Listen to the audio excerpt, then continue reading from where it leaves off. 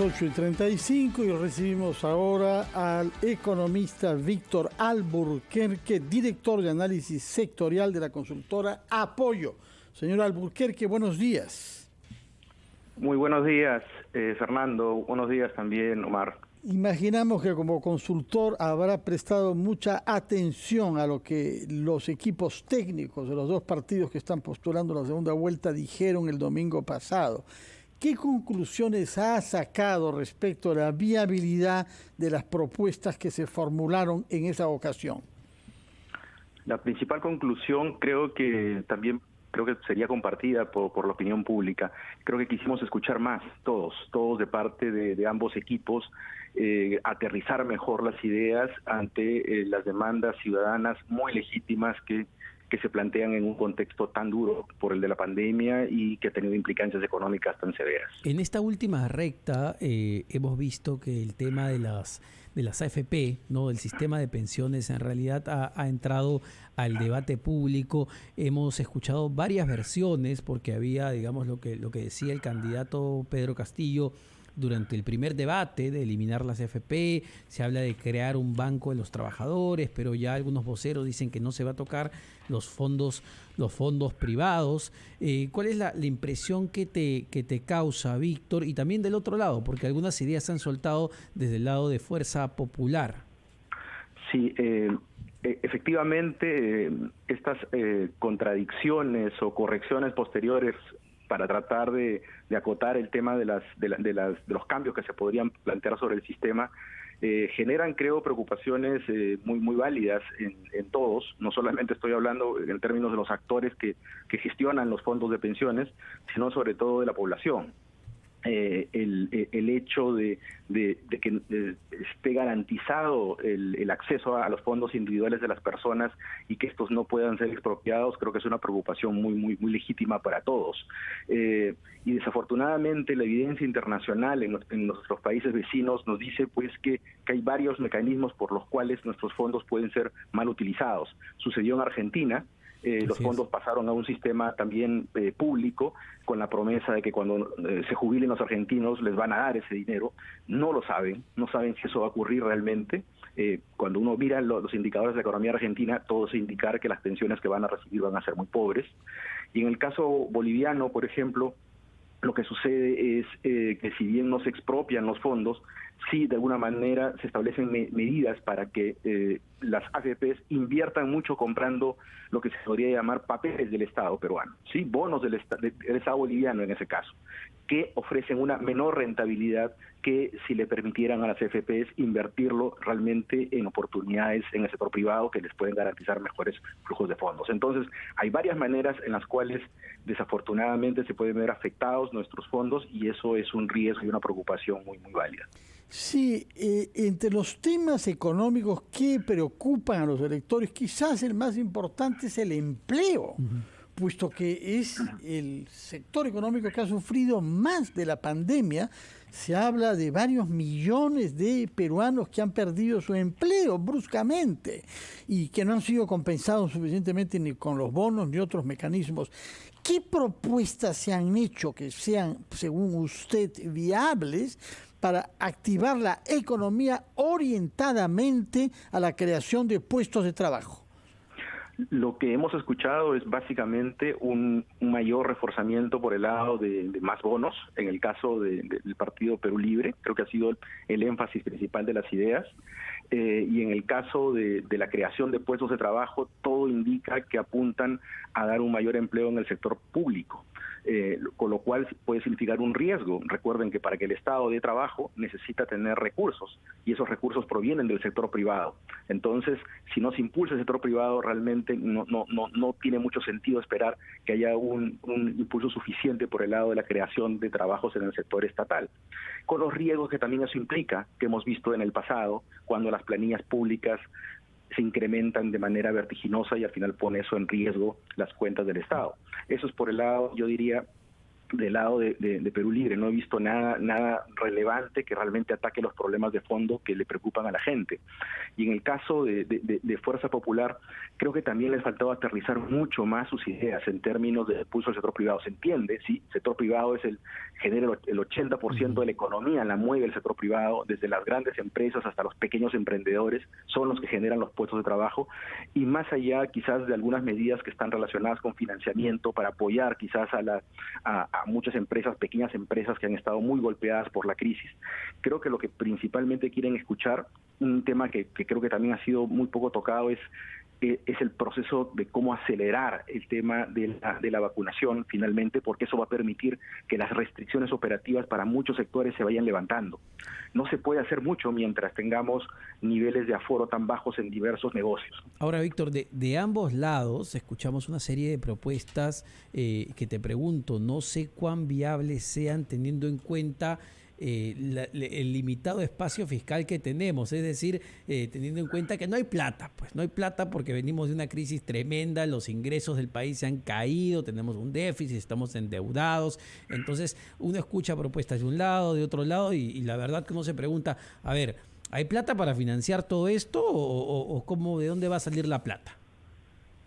En estricto, hemos consumido buena parte de nuestros ahorros, la parte más líquida que teníamos, la que podíamos usar rápidamente, la hemos ido consumiendo.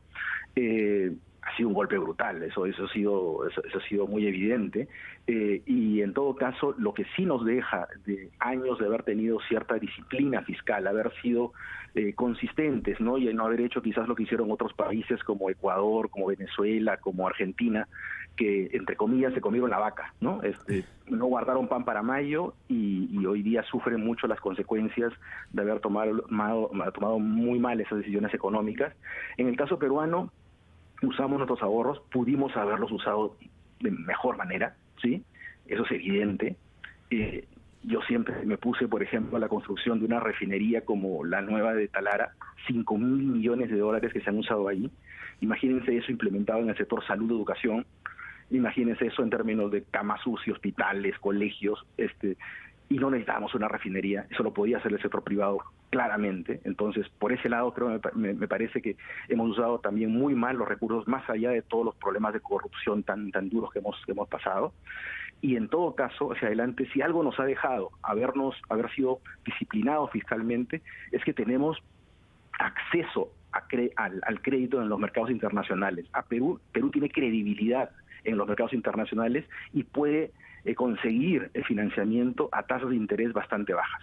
En la región, básicamente, solo Perú y Chile tienen un nivel de competitividad que les permite tener tasas de interés bastante bajas y créditos que nos pueden dar a muchos años, ¿no? Entonces, pero para mantenerlo, para tener esos accesos, necesitamos también seguir aplicando políticas serias, ¿no? Saber que Perú repaga sus deudas y que no gasta los recursos de manera arbitraria, más bien los enfoca en temas productivos, en temas que van a generar al final lo que preguntaba Fernando, empleo, ¿no? La infraestructura, por ejemplo, permite eso, una generación. El sector construcción es el mayor generador de empleo en el Perú, en Afganistán, en cualquier lado. Entonces, impulsar eso es crítico. Usted ha dicho credibilidad propia de un país que paga sus deudas y que no usa sus recursos de una manera improductiva. Pero se está hablando en ambas partes de poder ampliar el límite de la deuda, tema en el que hemos sido austeros y prudentes, hasta el punto de que tenemos la ratio deuda-PBI entre las más bajas de la región. ¿Cuál es el margen hasta el cual se puede llevar la deuda externa de manera que sea razonable y que sea garantizado poder pagarlo con los índices previsibles de recaudación? Nos contesta esta pregunta, por favor, después de una breve pausa. Queda el tema pendiente, entonces, del juego posible con nuestra deuda pública.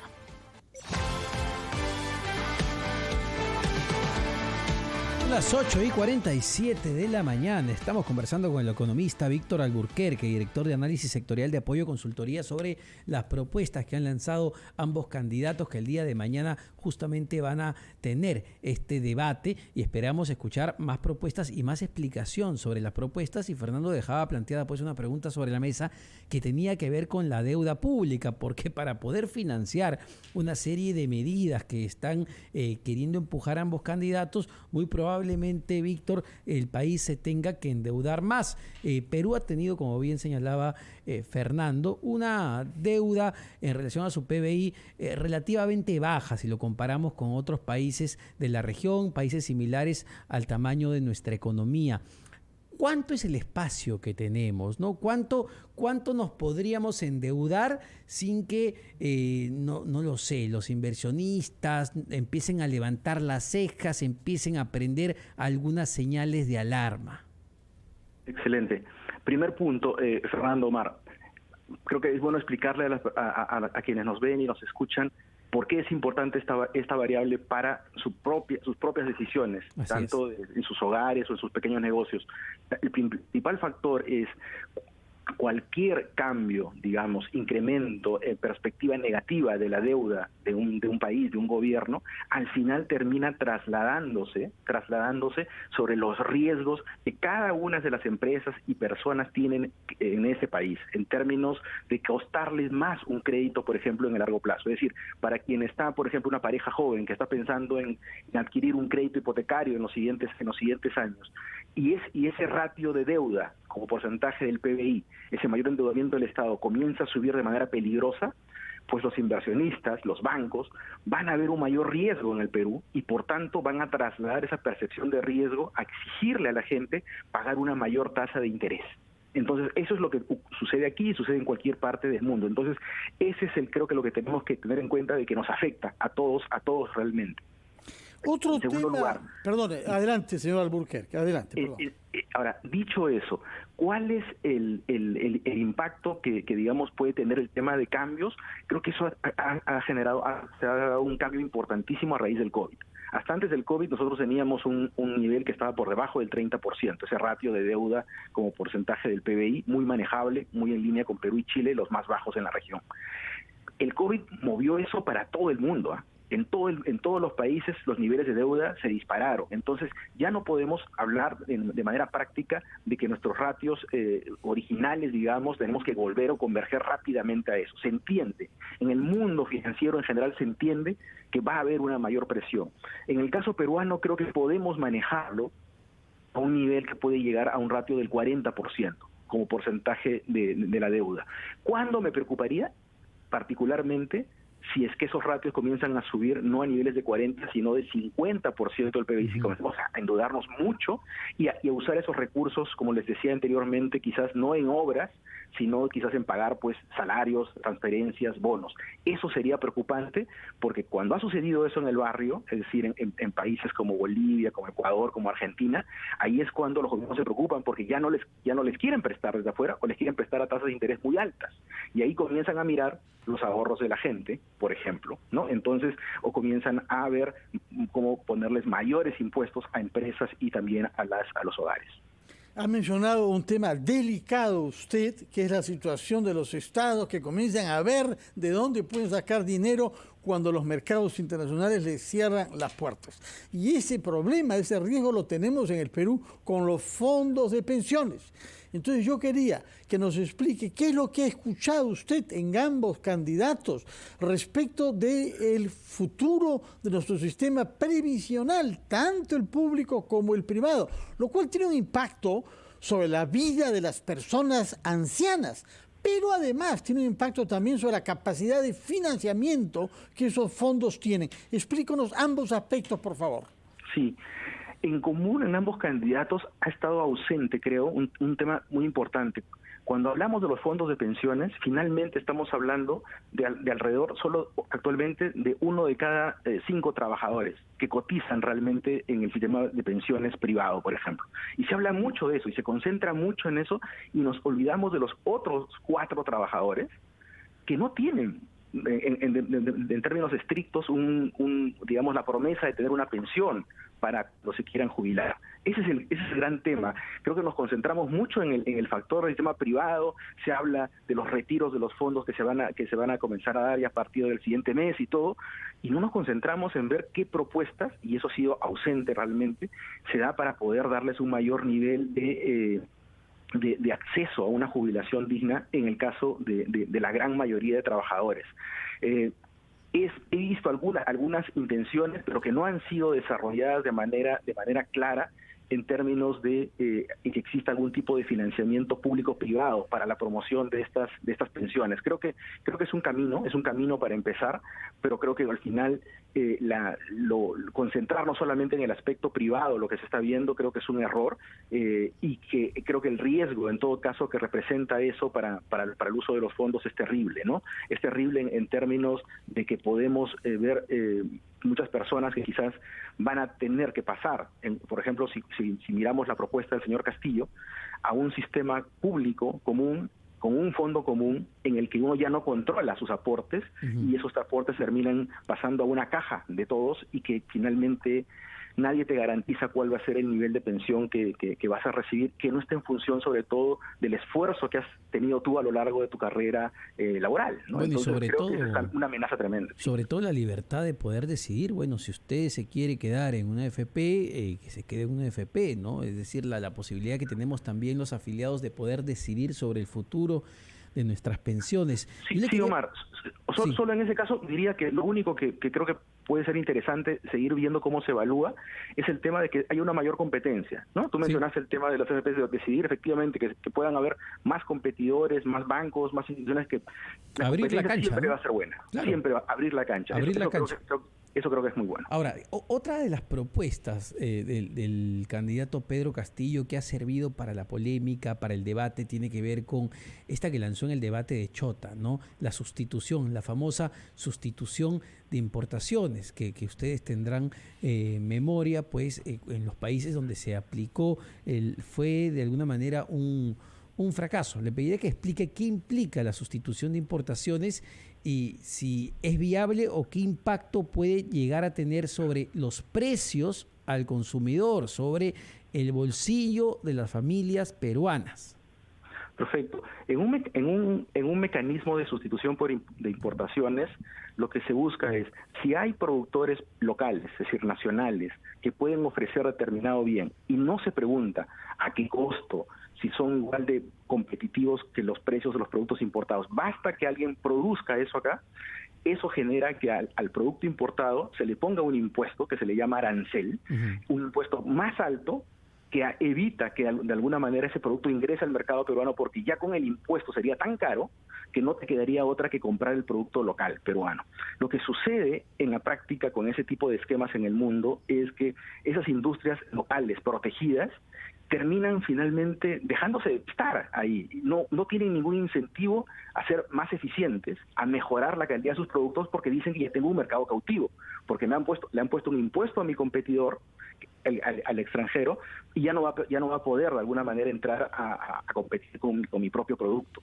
Eso ha sucedido en el caso peruano, hemos vivido eso durante los 70s y 80s. Para darles un ejemplo muy puntual, hoy día hasta comienzos de los 80s en el Perú teníamos algo de industria automotriz. Algunas pocas empresas fabricaban carros. Si ustedes querían comprar un carro en aquel momento, tenían que entrar en una lista de espera, porque las plantas eran tan chiquitas que no abastecían a todo el mercado. Y los precios eran tan altos de esos carros que lo que generaba era un mercado de autos usados con precios artificialmente altos. Entonces, si ustedes querían comprarse un escarabajo, un Volkswagen de aquella época, que tenía 20, 25 años, por ejemplo, ya de uso, ¿sí?, podía costarles eso $20,000, $25,000 fácilmente. Un carro usado de esas características. ¿Por qué existía eso? Porque no había, digamos, la libertad de poder importar un vehículo nuevo con mejores prestaciones. Entonces, eso, imagínense que se traslada no solamente a ese sector, sino a todos los otros, pues puede generar, yo creo que un impacto negativo tremendo, que es muy distinto a promover la industria nacional a que sea más eficiente. Eso es muy distinto, ¿no? Claro que sí. Víctor Alburquerque, hay un tema que me parece capital en cualquier Estado, que es la continuidad de las políticas públicas. ¿Qué ha escuchado usted en ese sentido?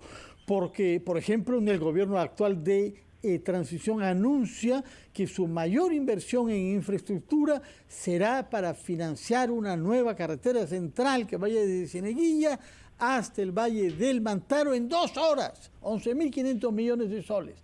¿Tenemos garantías de que quien gane el poder y lo ejerza del 28 de julio mantendrá estas inversiones? ¿Ha escuchado usted compromisos serios en ese sentido de no querer comenzar todo desde cero, descuidando lo que se había avanzado antes?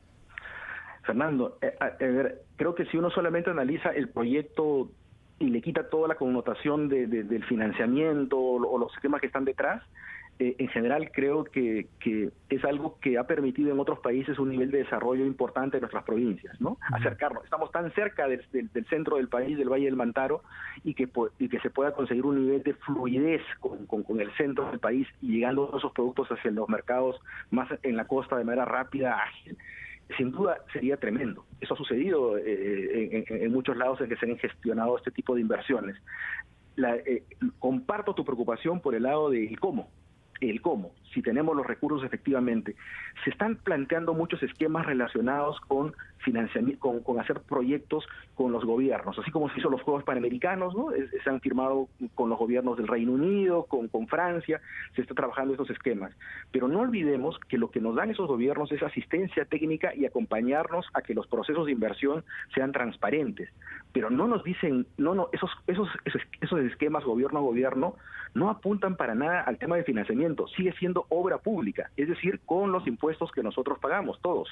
Entonces, ese es un riesgo porque no está creciendo de alguna manera la recaudación fiscal y las demandas son muy fuertes. Yo comprendo que se hayan usado estos esquemas de gobierno a gobierno, sobre todo en un contexto en el que había tanta preocupación y tensiones por los casos de corrupción.